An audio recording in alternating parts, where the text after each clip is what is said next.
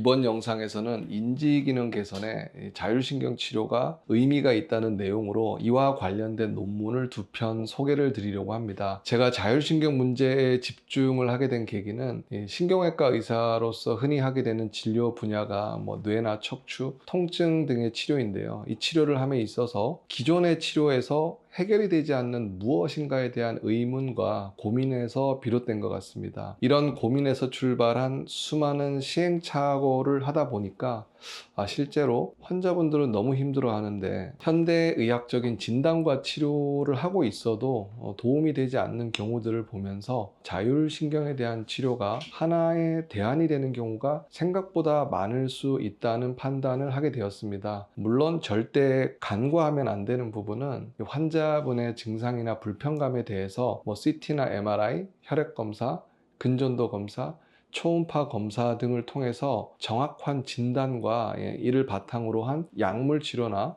또는 필요한 경우에는 수술적 치료도 선행이 되어야 되는 경우에는 꼭 해야 한다는 것입니다. 이 선무당이 사람 잡는다고 이 현대의학의 뛰어난 진단 기술과 치료보다 오히려 자율신경의 치료가 마치 더 상위의 개념이라거나 또는 근본적인 문제 해결 방법이라는 식으로 생각을 하고 접근을 하고 진료를 하는 것은 정말 조심해야 한다고 생각을 합니다. 하지만 자율신경은 진단이나 치료가 애매하거나 실마리가 잘 보이지 않는 경우에 한 번쯤은 꼭 고려해 봐야 하는 부분은 맞다고 생각을 합니다. 자율신경은 실제로 다양한 장기에 다양한 기능에도 관여를 합니다. 불안이나 우울, 수면장애, 두통, 어지럼증 등의 신경계 증상과 함께 흉통이나 호흡 불편감, 심장 두근거림, 상열감, 기립성 저혈압, 다한증 등의 심혈관계 증상과도 연관이 있고요. 그리고 소화불량이나 복부 팽만감, 변비, 설사, 과민성 대장 등의 소화기 증상도 자율신경이 관여하는 여러 가지 기능 중에 하나입니다. 그리고 섬유 근육통 등의 원인 불명의 통증이나 원형 탈모, 원인을 알 수 없는 염증 또는 자가면역 질환 등의 면역력과 연관된 증상도 이 자율신경의 기능과 연관된 증상 중에 하나입니다. 그런데 이러한 자율신경 실조증 증상은 MRI가 되었건 혈액검사가 되었건 명확하게 진단이 되지 않는다는 맹점이 있습니다. 이런 이유 때문에 진단도 그렇고 치료도 그렇고 어려운 영역이라는 생각도 거듭 하게 되는 것 같습니다. 일반적으로 자율신경 실조증은 신경계, 순환기, 소화기, 면역 문제들이 도미노처럼 나타나면서 총체적인 난국이라고 느껴지는 경우가 많습니다. 그런데 이 임상 증상이나 발현 패턴이 자율신경 실조증이라는 진단을 내리기는 어려운 경우에도 자율신경은 교감신경과 부교감신경의 상호작용을 통해서 특정 장기의 기능에 관여를 하기 때문에 자율신경에 대한 치료는 일부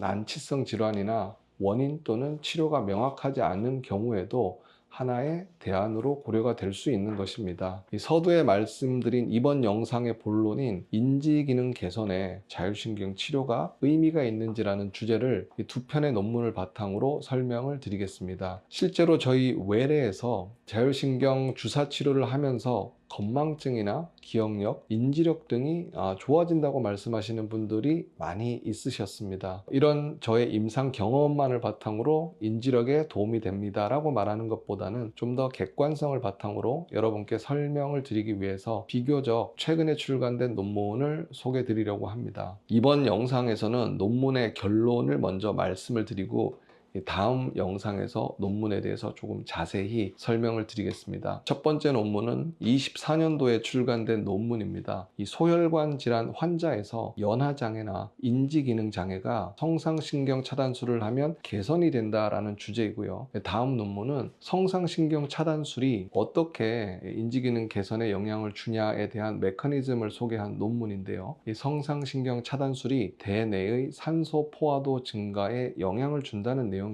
즉, 두 편의 논문의 결론은 이 대표적인 자율신경 치료법인 성상신경 차단술이 이 인지기능 개선에 도움이 된다는 내용과 왜 이런 현상이 발생하는지에 대해서 그 작용 기전의 일부를 소개해드리는 의미가 있을 것 같습니다. 다음 영상에서는 이 논문의 구체적인 내용과 함께 건강검진이나 MRI를 찍었을 때 자주 보시게 되는 진단명인 Small Vessel Disease라고 하는 소혈관 질환에 대해서도 간략히 설명을 드리도록 하겠습니다. 다시 한번 강조를 드리면서 당부를 드리고 싶은 내용은 이 건망증이나 기억력이 떨어지거나 인지기능 저하가 있다고 해서 자율신경 치료를 최우선적으로 먼저 하라는 의미가 절대 아닙니다. 이런 경우에는 반드시 신경과를 내원해서 인지기능 관련된 설문검사와 혈액검사, MRI 검사 등을 통해서 이 뇌신경계의 구조적인 문제는 없는지 또는 내과적인 문제는 없는지 등에 대한 검사와 그 검사 결과를 바탕으로 해서 혹시나 고혈압이나 고지혈증, 당뇨 등의 내과적 질환이 있다면 이에 대한 약물 치료 등을 우선